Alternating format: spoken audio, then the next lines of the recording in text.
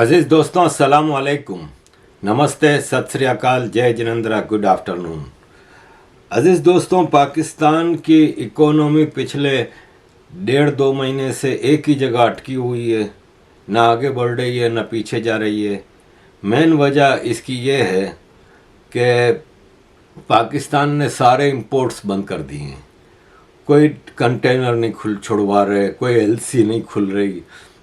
ये वो सारी चीज़ें हैं जिसमें डॉलर खर्च होता है।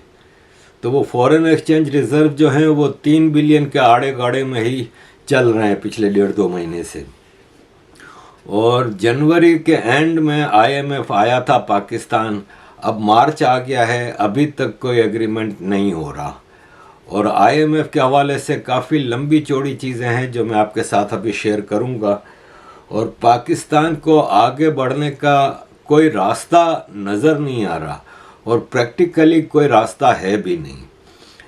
पाकिस्तान को मेन जो उम्मीदें होती हैं ना, वो होती हैं चाइना, इमारात, सऊदी अरब, कतर। ये 4 मुल्क ऐसे हैं जिससे कि पाकिस्तान को ये होता है आसरा कि ये हमें कुछ ना कुछ देंगे। इसमें से ये जो अरब कंट्रीज़ हैं ना, कतर, इमारात और सऊदी अरब, ये अब थक गए हैं। क्योंकि एक हद तक होता है, ये कई सालों से मुशर्रफ के ज़माने से चला आ रहा है कि हर कुछ दिन बाद पहुंच जाते हैं सऊदी अरब, इमारात, कतर, भाई पेट्रोल दो, भाई गैस दो, भाई पैसा दो। और वो कहते हैं यार there is always a limit. तो वो कोई ख़ास इंटरेस्ट शो नहीं कर रहे। और चाइना थोड़ा बहुत आगे पीछे कर रहा है, लेकिन चाइना का उसमें ज़ाहिर पाकिस्तान की मदद वो नहीं होती, मकसद नहीं होता। मकसद होता है कि वो बहुत ही कड़े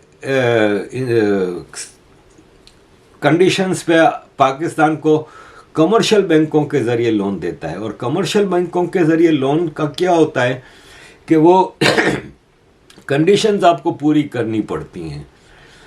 तो और उसमें क्या है, कुछ ना कुछ आप गिरवी रख के और कुछ कंडीशंस ऐसी कड़ी एक्सेप्ट करके आप उनसे लेते हैं, तो उनको भी वांदा नहीं होता कि उनको पता है कि हमारी इतनी पावर है कि जब चाहें पाकिस्तान से ले लेंगे वापस।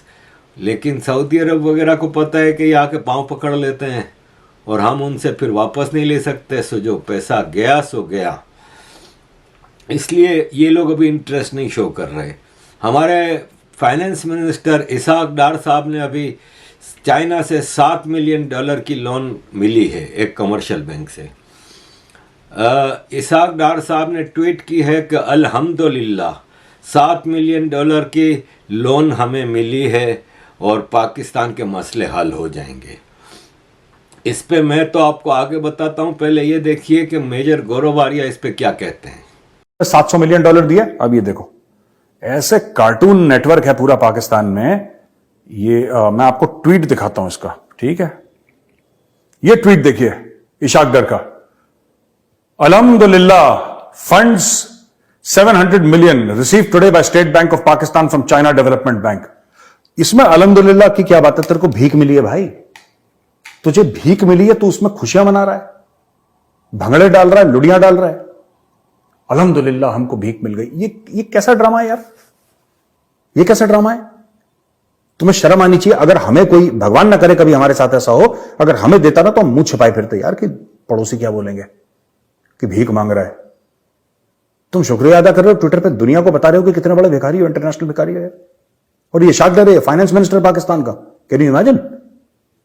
मैंने ऐसे बेगैरत लोग, अपने people absolutely lacking in self respect, absolutely. अब हकीकत यही है कि 23 करोड़ लोगों का देश है और $700 मिलियन पे अल्हम्दुलिल्लाह। तो भाई साहब, नज़र आता है कि आपका देश किस साइड पे, किस डायरेक्शन में चला है। और आपके पास तो खाने को कुछ पैसा है नहीं। अब ऐसे में पाकिस्तान ने डिसाइड किया है कि डिफेंस बजट को छेड़ा जाए। अब ये पाकिस्तान की गवर्नमेंट डिसाइड तो कर रही है कि डिफेंस बजट छेड़ा जाए, लेकिन हम आप अच्छी तरह जानते हैं कि इनकी इतनी औकात नहीं है। कि ये डिफेंस बजट को ज़रा भी हिला जुला सकें। इन्होंने ऐलान किया है कि हम डिफेंस बजट में बहुत बड़ी कटौती कर रहे हैं और जो एक्सपेंडिचर है ना आर्मी के पेट्रोल के हवाले से, पेट्रोलियम प्रोडक्ट्स के हवाले से, वो 35% कम किए जाएंगे और यूटिलिटी बिल्स के हवाले से 35 to 40% कम किए जाएंगे, जबकि 20 बिलियन रुपए खाने की और फूड अलाउंस के ऊपर कम किए जाएंगे, 20 बिलियन रुपया। और इसके अलावा इन्होंने कहा है कि इन्होंने बैन लगा दिया है किसी भी किस्म के नॉन ऑपरेशनल स्पेंडिंग्स आर्मी में, और इंपोर्ट जो है डिफेंस और मिलिट्री इक्विपमेंट का वो लोकल करेंसी में होगा। अब कौन रुपए में पाकिस्तान को हथियार देगा? ना चाइना देगा, ना रशिया देगा, ना अमेरिका देगा, ना इंग्लैंड देगा, ना फ्रांस देगा। इसके अलावा ये भी कहा गया है कि अब ट्रेनिंग और मीटिंग्स जो हैं वो ऑनलाइन की जाएं ताकि खर्चे बचाए जाएं। और ये चीज़ें गवर्नमेंट का फैसला है, लेकिन आई डाउट के इसको ये इम्प्लीमेंट कर सकेंगे। इसकी वजह ये है कि अभी काफ़ी कुछ हमारे आर्मी के कुछ कमांडर्स ने आर्मी चीफ को ख़त लिखा है कि हमारे पास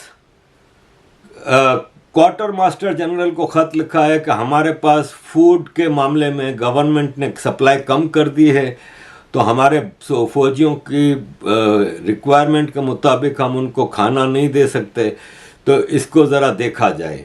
और ये सारी सूरत हाल इतनी भयानक हो गई है इकोनॉमी के हवाले से कि किसी की समझ में नहीं आता कि पाकिस्तान अपने इकोनॉमी को कैसे सुधारेगा। देखें, IMF के हवाले से काफ़ी लंबी चौड़ी चीज़ है, वो मैं आपको बताता हूँ।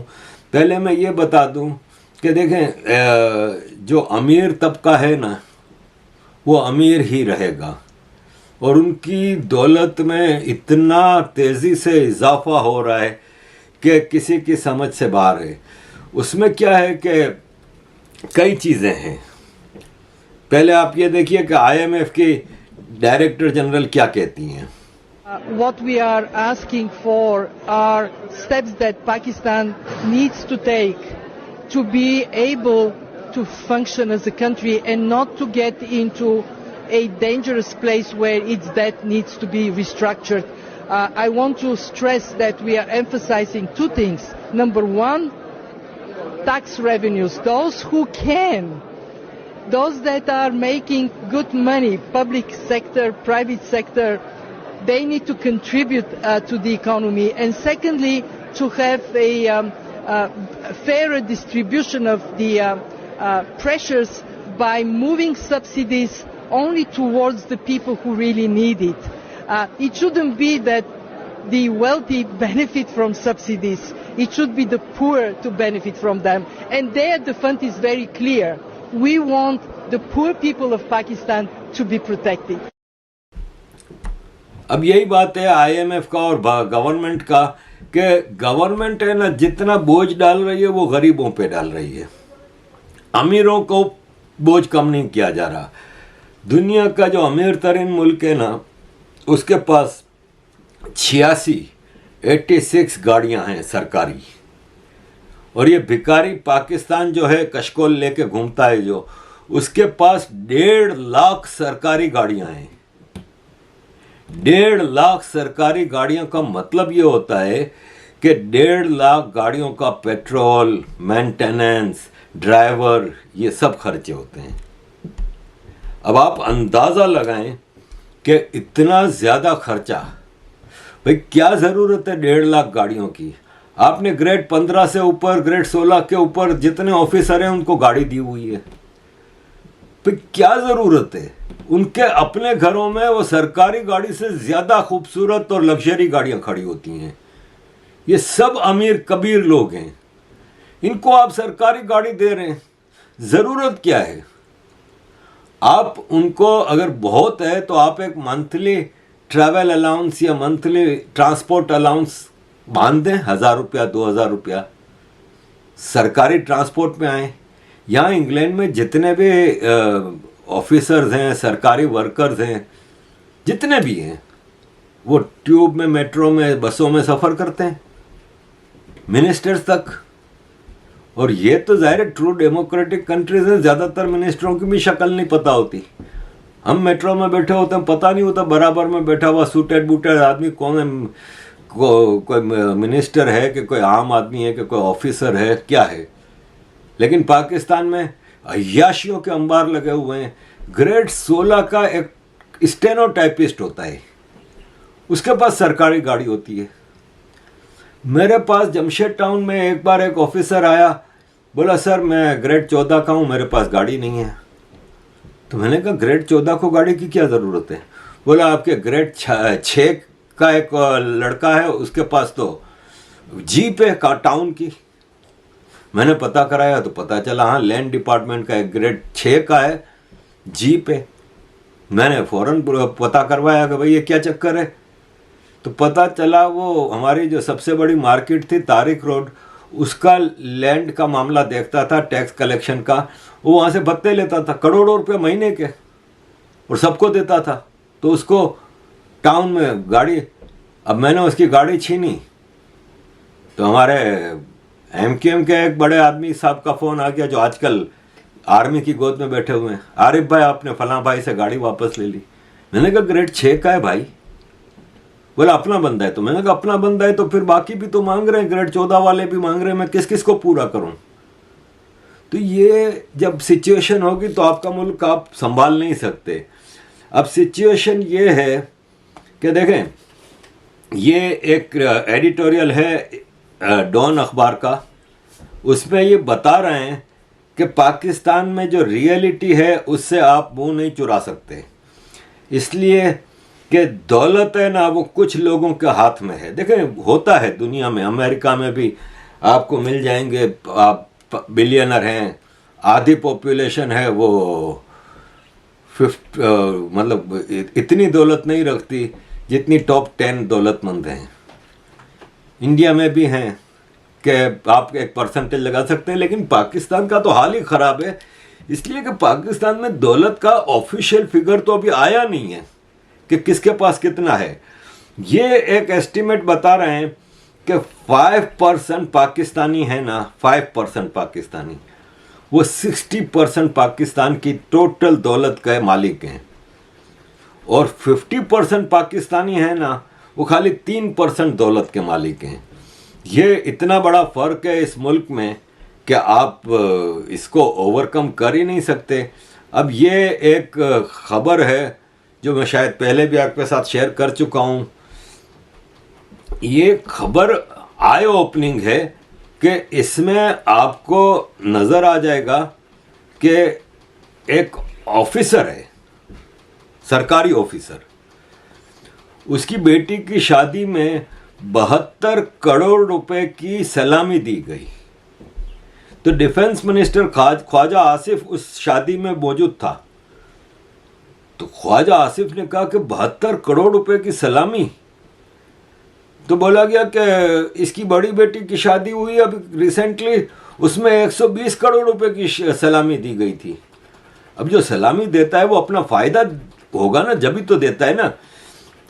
अब रऊफ़ कलासरा जो जर्नलिस्ट हैं, उन्होंने उस ब्यूरोक्रेट का नाम दिया है, वो है ताहिर खुर्शीद, जो कि प्रिंसिपल सेक्रेटरी था पिछले चीफ मिनिस्टर पंजाब उस्मान बुज़दार का, जो वसीम अकरम था इमरान खान का, जिसको इमरान खान ने सबसे लड़ झगड़ के चीफ मिनिस्टर बनाया था, जिसकी वजह से जहांगीर तरीन, अलीम खान जैसे मजबूत लोग PTI छोड़ के चले गए, क्योंकि वो पंजाब में अपना चीफ मिनिस्टर लाना चाह रहे थे।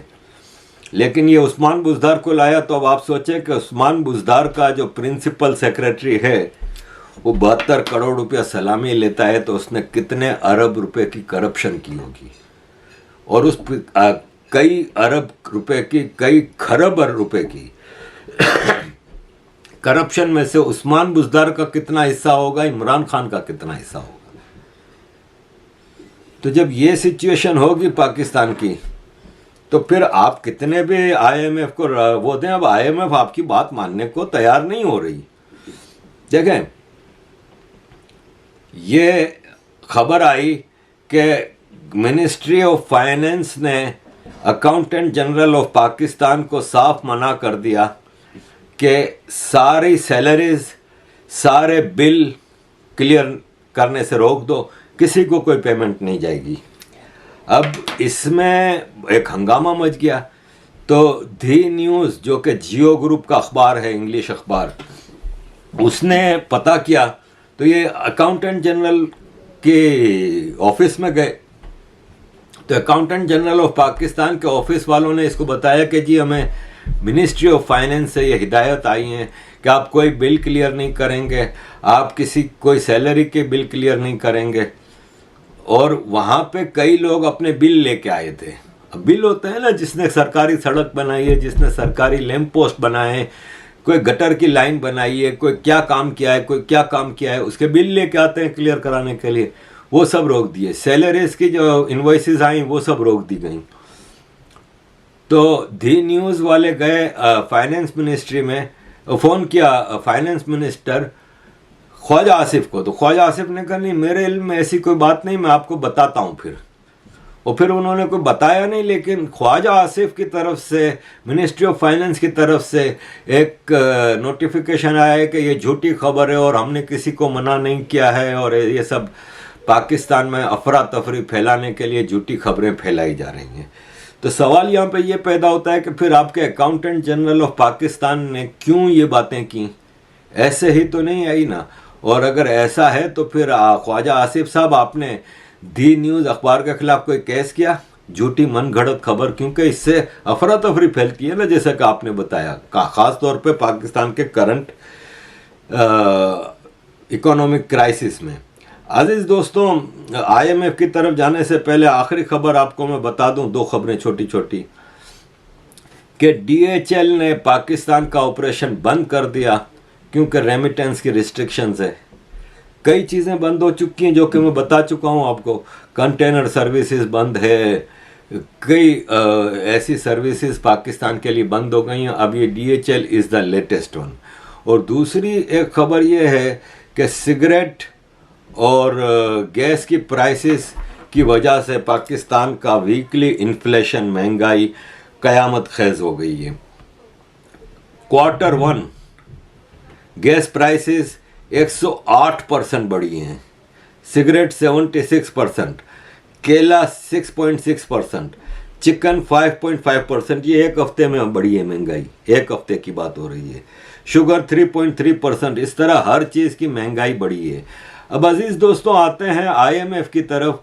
देखें, आईएमएफ और पाकिस्तान के फाइनेंस मिनिस्ट्री के एक मीटिंग, वर्चुअल मीटिंग हुई है 2 दिन पहले, और उसमें पाकिस्तान ने उनको बड़ी मिन्नतें की, बड़ी तरले मिन्नतें की कि भाई हमने आपकी हर बात मान ली, तो आप क्यों हमें वो नहीं कर रहे। तो आईएमएफ का कहना ये था कि देखें, आपकी बात ऑन पेपर है, हम उसको मान नहीं सकते। आपने 170 बिलियन रुपए के टैक्स गरीब आदमी पे तो लगा दिए, लेकिन आपको प्रैक्टिकली इनसे मसला हल नहीं होना। 170 बिलियन रुपए का मतलब होता है कि $500 मिलियन, $600 मिलियन। इससे क्या फ़र्क पड़ जाना है आपकी इतनी बड़ी इकोनॉमी के ऊपर। तो आईएमएफ ने कहा कि जैसे कि आपको हमने कहा है कि एक तो आपको अपना इंटरेस्ट रेट 2% बढ़ाना है, दूसरा एनर्जी का, इलेक्ट्रिक का जो सर्कुलर डेट है उसको ख़त्म करने के लिए आपको ₹3.82 पर यूनिट डेट सरचार्ज लगाना होगा।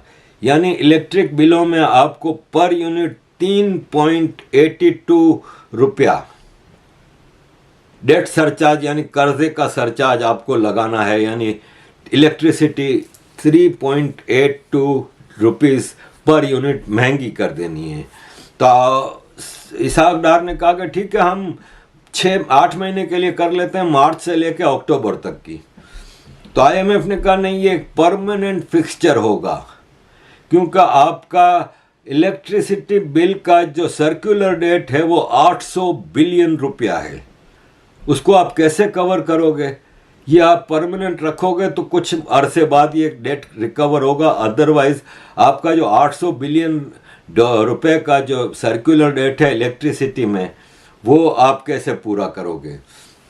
अब मसला ये है कि पाकिस्तान ने इनको कहा कि देखो चाइना ने $700 मिलियन दे दिए और इमारात और सऊदी अरब भी हमें पैसे देने के लिए तैयार हैं। इसके अलावा हम इमारात और सऊदी अरब, इमारात और कतर की मार्केट में हम अपने बॉन्ड बेच रहे हैं, शेयर्स बेच रहे हैं। इसके अलावा हम अपनी नेशनल एसेट्स हैं जो जैसे अमेरिका में होटल है और ये है, और पीआईए को प्राइवेटाइज करेंगे और ये सब हम बेचेंगे, स्टील मिल्स बेचेंगे, तो उससे $2 बिलियन भी आ जाएंगे। तो आप इतना तो हम कर रहे हैं, तो आप कम से कम ये सब तो ना करें ना हमारे साथ, और थोड़ा ज़रा हमें ध्यान दें हमारे मसले के ऊपर, क्योंकि हम बहुत ही ज़्यादा परेशान हैं। और स्टाफ लेवल के एग्रीमेंट के बाद हम नॉर्मली ये चीज़ें इम्प्लीमेंट होती हैं, लेकिन हमने तो ऑलरेडी काफ़ी चीज़ें इम्प्लीमेंट कर दी हैं, आप फिर भी मानते नहीं हैं। आईएमएफ ने कहा कि आपने फॉरेन एक्सचेंज जो वो डॉलर की जो प्राइस है वो अभी तक अपने कंट्रोल में रखी है। हमने आपको कहा था कि ये मार्केट के अंदर ओपन कर दें, तो इसाक डार ने कहा कि देखें 230 रुपये का डॉलर था, इतना महंगा हो गया, हमने किया तो है, हमने तो मार्केट के हवाले कर दिया डॉलर को। बोला ये ग्रे सेक्शन में है, इसको आप ब्लैक एंड वाइट नहीं कर रहे, आप ग्रे में रख रहे हैं, आप उसके साथ छेड़छानी कर रहे हैं। इसलिए माजरत के साथ हमें पाकिस्तान की गवर्नमेंट पे अब कोई भरोसा नहीं है। आप जब तक कॉन्क्रीट फैसले नहीं करेंगे तब तक मामला सेटल नहीं होंगे।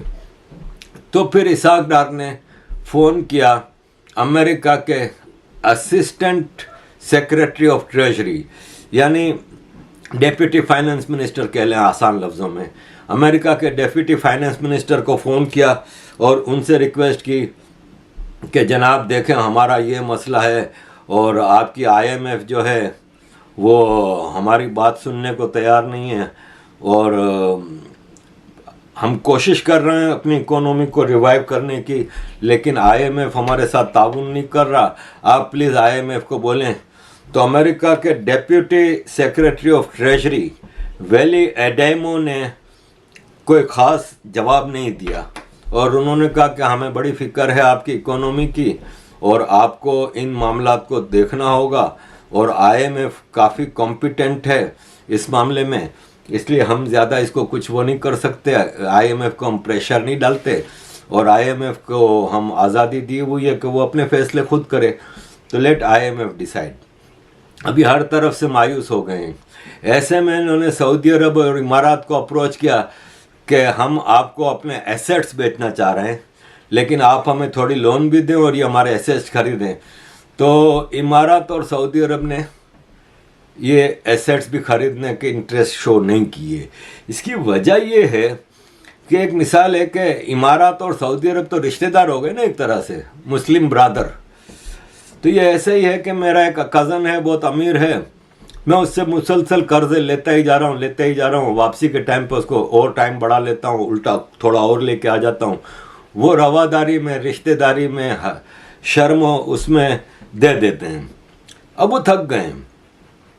फिर क्या होता है कि मैं इनको कोई चीज़ बेच रहा हूँ अपने कज़न को कि ये ले लो मेरा फ़लाँ सामान, अब वो सामान है 100 रुपये का, मैं उनको 500 रुपये में बेच रहा हूँ, वो मुझ पे भरोसा करके ख़रीद कर लेते हैं, और फिर देखते हैं कि तो वो पाकिस्तान की बेईमानी से, भीखमंगी से और हर लिहाज से पाकिस्तान की मतलब बैंकरप्सी, मॉरल बैंकरप्सी से तंग आ गए हैं। तो इमारात और सऊदी अरब से कोई ख़ास मदद नहीं मिल रही। पाकिस्तान ने आईएमएफ को कहा कि भाई हमें इमारात $2 बिलियन सऊदी अरब दे रहा है और $1.5 बिलियन इमारात दे रहा है, और चाइना ने $700 मिलियन के अलावा भी $2 बिलियन 3 किस्तों में देंगे। तो आईएमएफ ने कहा कि सऊदी अरब और इमारात कहाँ हैं? आज से 4 महीने पहले इमारात ने आपको वादा किया था कि $1 बिलियन देगा, कहाँ दिया है? तो कोई कॉन्क्रीट चीज़ नहीं है। तो अजीज़ दोस्तों, इस सूरत हाल में मूडी जो है, जो इंटरनेशनल क्रेडिट रेटिंग और एजेंसी है, उसने पाकिस्तान की रेटिंग को फिर नीचे कर दिया और पाकिस्तान को क्लोज टू बैंकरप्ट कह दिया है कि पाकिस्तान की बैंकरप्सी अब बहुत करीब है। तो ऐसे में पाकिस्तान को एक और धचका लगा है। एक और क्रेडिट रेटिंग एजेंसी ने अभी पिछले महीने पाकिस्तान की क्रेडिट रेटिंग कम की थी, जो मैंने आपको बताई थी, अब मूडी ने भी की है। तो पाकिस्तान की क्रेडिट रेटिंग मुसलसल नीचे जा रही है और पाकिस्तान के डिफ़ॉल्ट मतलब हो चुका है डिफ़ॉल्ट, ये सिर्फ ऐलान नहीं कर रहे। तो अजीज़ दोस्तों, ये है सूरत हाल। आखिर में मैं एक अपने अजीज़ दोस्त का सवाल आपके सामने रखता हूँ कि Arif ji, please update petrol reserve left with Pakistan, कि पाकिस्तान के पास कितना पेट्रोल रिज़र्व है और पाकिस्तान कैसे इंपोर्ट कर रहा है ऑयल, पेट्रोल, जबकि फॉरेन करेंसी तो है नहीं। तो अजीज़ दोस्तों, और ख़ास तौर पे आप जिन्होंने सवाल किया है, देखें पाकिस्तान है ना, वो ईरान के बॉर्डर पे है और ईरान के ऊपर अमेरिका का एम्बार्गो है, तो ऑफिशियली ईरान से नहीं खरीद सक रहा। लेकिन बहुत ही बड़ी स्मगलिंग होती है पेट्रोल की ईरान से पाकिस्तान। आप यकीन माने कि पाकिस्तान में अगर 250 रुपये का पेट्रोल है ना, तो ईरान के बॉर्डर के पास बलूचिस्तान के कई इलाकों में 100 रुपये लीटर पेट्रोल मिल रहा है। तो और आर्मी का टोटल कंट्रोल है, आपको पता है, बलूचिस्तान, ख़ास तौर पे ईरानी बॉर्डर पे। तो आर्मी दबा के पेट्रोल इंपोर्ट कर रही है इलीगल, और ईरान को तो फ़ायदा है ना कि ईरान को पैसा मिल रहा है, ठीक है। तो ईरान से पेट्रोल बहुत स्मगल हो रहा है और आर्मी वो पेट्रोल स्मगल करके पाकिस्तान के पेट्रोल स्टेशनों को सप्लाई कर रही है और उसमें दबा के माल बना रही है, क्योंकि पेट्रोल स्टेशन को तो वही सरकारी रेट पे मिलता है, लेकिन आर्मी को तो 50-100 रुपये का लीटर मिल रहा है उधर से। और मतलब आप ये देखें कि पेट्रोल टैंकर जो होते हैं वो भर भर के ईरान से आ रहे हैं पाकिस्तान। तो एक तो ये वजह है। दूसरी वजह ये है कि पाकिस्तान ने इंपोर्ट बंद की है, एक्सपोर्ट थोड़ी बहुत चल रही है। पाकिस्तान की $250 बिलियन की एक्सपोर्ट है, बल्कि हाँ $250 बिलियन की एक्सपोर्ट है साल की, तो ऑफिशियल फिगर है। तो अगर आप 10% भी लगा लें तो $25 बिलियन है ना। तो वो डॉलर के एक्सचेंज में फिर वो चीज़ें आ रही हैं। फिर फॉरेन एक्सचेंज रिजर्व है उधर ही 3 बिलियन के आड़े गाड़े में पड़ा हुआ है। बाकी इलीगल तरीक़ों से ये सारे मैनिपुलेशन होती है और इस तरह पाकिस्तान अभी धक्का मार चल रहा है। लेट्स सी कब तक चलता है। तो अजीज़ दोस्तों, thank you very much for all your support. Keep supporting.